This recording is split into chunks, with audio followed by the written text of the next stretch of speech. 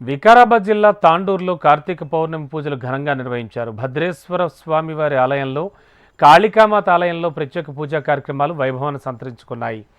కార్తీక మాసంలో పౌర్ణమి రోజున శివాలయాల్లో రుద్రాభిషేకం నిర్వహించే వారికి సకల సంపదలు సిద్ధిస్తాయని భక్తుల విశ్వాసం.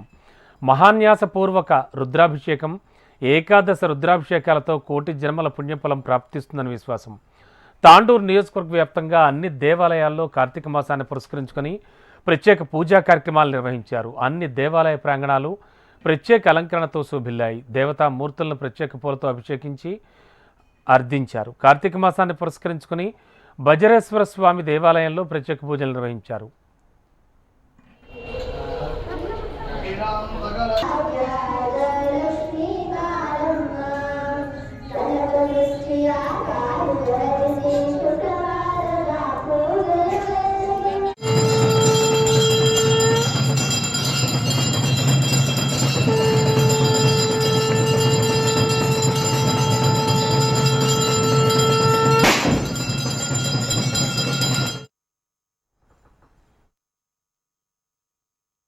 ఈ యొక్క మాసం కార్తీక మాసము. కార్తీక మాసం అంటేనే శివకేశవులకు ఎంతో ప్రియమైనటువంటిది.